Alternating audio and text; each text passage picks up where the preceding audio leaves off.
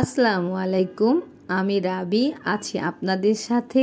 যে যেখান থেকে আজকে আমার এই ভিডিওটি দেখছেন, আশা করছি আপনারা সবাই সুস্থ আছেন আর আল্লাহর রহমতে আমরাও সুস্থ আছি। আজকে হচ্ছে বৃহস্পতিবার, তো বৃহস্পতিবারে কাজের চাপ আমার এমনিতেই একটু কম থাকে, বাট আজকে আমার কাজের চাপটা একটু বেশি, কারণ আদিয়ানকে স্কুলে আমার আনতে যেতে হবে। ওর বাবা অনেক দূরে গিয়েছে, তো তাই ড্রাইভার নাই, তো ওকে আনতে যেতে আমাকেই হবে।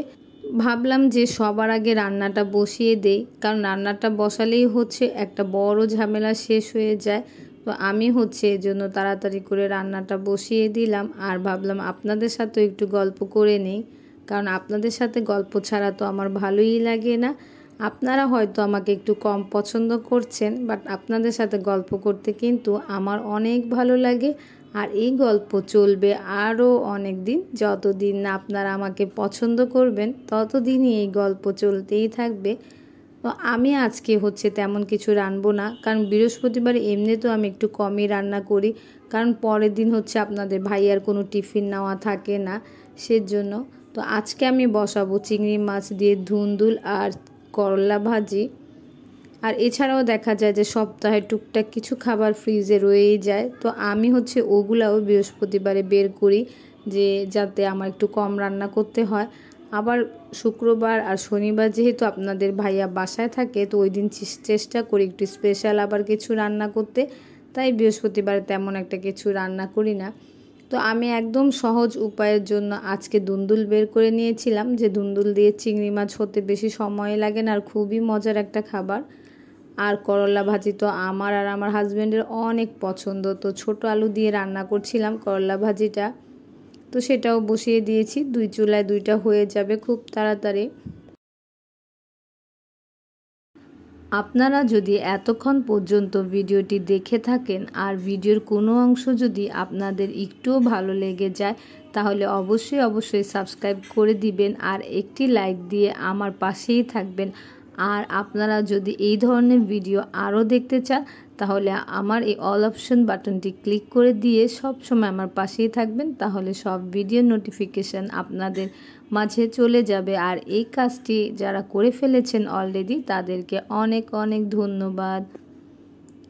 তো দেখা গেছে যে শুধু সংসারে কাজকর্ম নয়, অনেক কিছু চিন্তা রাখতে হয় মাথায়। যেহেতু স্কুলে যাব, ভাবলাম যে আনাইজা সকালে অল্পই নাস্তা করেছিল, তো ওকে একটু এখন ওটস খাইয়ে দেই, তো ওকে আবার ওটস খাইয়ে দিচ্ছিলাম। আর এখানে যে খাবারগুলো হয়ে গিয়েছে আনাইজাকে খাওয়াতে খাওয়াতে, তো এইগুলোও আমি টেবিলে বেড়ে সুন্দর করে ঢেকে যাব, যাতে আমরা স্কুল থেকে এসেই সুন্দর করে খেয়ে নিতে পারি।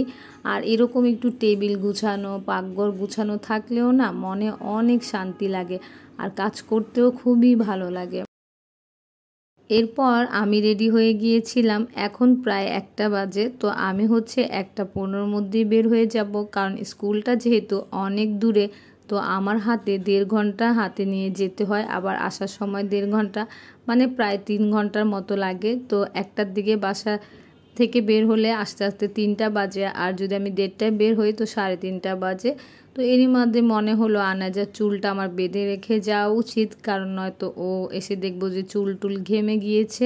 তো ওকে এখন আমার বোনের বাসায় নিয়ে যাব। আর এই তো আদিয়ানকে নিয়ে আমি চলেও আসছি, আর আনাইজাকেও। আর আমার বোন হচ্ছে এই বিল্ডিংয়েই থাকে, তো ওর কাছে আনাইজাকে রেখে যাই। আসলে ভাই বোন যদি আশেপাশে থাকে না, তাহলে অনেক উপকারে আসে, আর উপকারগুলোর কথা মানে কোনো হিসাব নেই, বলাই যায় না যে কত রকম উপকার যে হয়।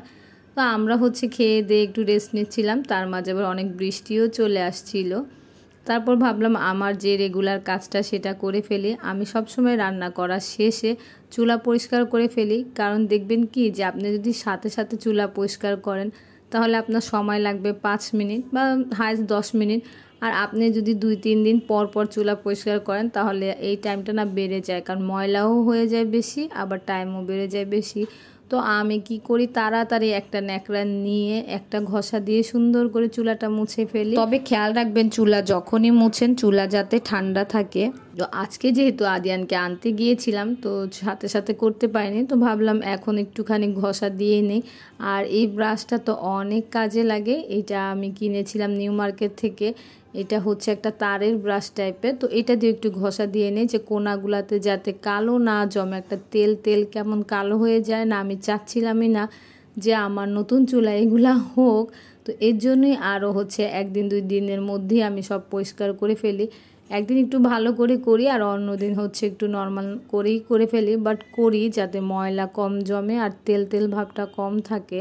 আর আজকে যেহেতু সকাল সকাল রান্না করা একদম শেষ হয়ে গিয়েছিল, তো ভাবলাম একটু হুডটাও পরিষ্কার করি, কারণ এই চিনিগুলাও যদি আমি টাইম মতো রেগুলারিটি মেনটেন না করি তাহলে দেখা যাবে যে অনেক তেল চিটচিটে হয়ে যাবে আর অনেক সমস্যা হয় পরে, মানে নষ্টও হয়ে যায় অনেক তাড়াতাড়ি হুডগুলা। তো ভাবলাম যে ওইটাও একটু পরিষ্কার করে নিই, কারণ যেহেতু আমার হাতে এখন একটু সময় আছে। আর আসলে আমি না সময় থাকলে অনেক কিছুই করার চেষ্টা করি, আর যখন দেখি যে তেমন একটা সময় নেই ওই দিন হয়তো বা বাদ দিয়ে দিই। তো ভাবলাম যে আজকে যেহেতু একটু সময় আছে তো হুডটাও পরিষ্কার করে ফেলি। আর এভাবে যদি আমি 2 দিন পর পর হুড পরিষ্কার করি তাহলে এখানটাও খুব সুন্দর থাকে, তেল চিটচিটে হয় না। দেখা যাবে যে আমি 6 মাস 7 মাস পর একটা ডিপ ক্লিন করলেই হবে লোক ডাক দিয়ে। তো এর জন্যে আমি হচ্ছে রেগুলার 2 দিন পর পর এরকম একদিন করে একটু হুডটাও পরিষ্কার করে ফেলি, যে কারণে আমার হুডটাও এখনও সুন্দর আছে। যেহেতু এই বাসায় উঠেছি 5 মাস তো হয়ে গেছে।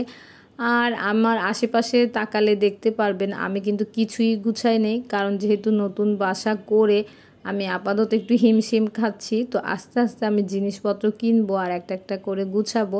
তো সব কিছুই হচ্ছে আপনাদের সাথে শেয়ারও করব। আশা করি আপনারা আমার পাশেই থাকবেন আর দেখবেন সব কিছুই। তো আমি দেখাচ্ছিলাম যে দেখেন কি পরিমাণ সুন্দর লাগছে আর চকচকে হয়ে আছে, একদম নতুনের মতোই লাগছে। আর এই তো আমার পাকঘরটা সুন্দর করে গুছানো শেষ।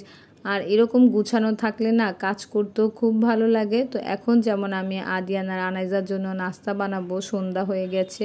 তো আদিয়ান আমাকে অলরেডি বলেও গিয়েছে যে নাস্তা কই।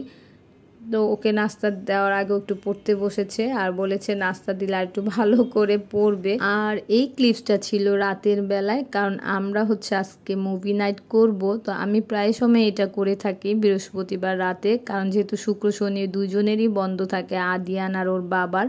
তো এরকমটা করলে না দেখা যায় বাচ্চারাও অনেক এনজয় করে আর ওরাও অনেক মজা পায় এরকম খাবার দাবার দেখলে, পপকর্ন। তো আনাইজা যেমন আনাইজার জন্য চকলেট নিয়েও বসেছিল। তো আমি যে এরকমভাবেই সেট আপ করেছিলাম টেবিলটার মুভি নাইটের জন্য।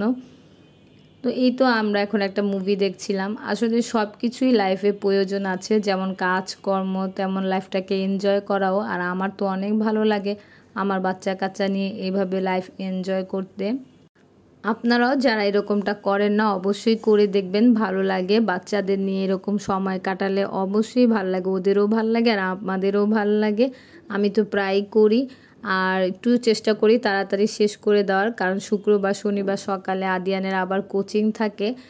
আজকে হচ্ছে বিদায় নেওয়ার পালা। তো আশা করছি নেক্সট ভিডিওতে আমার সাথেই থাকবেন। আল্লাহ হাফেজ, সবাই ভালো থাকবেন।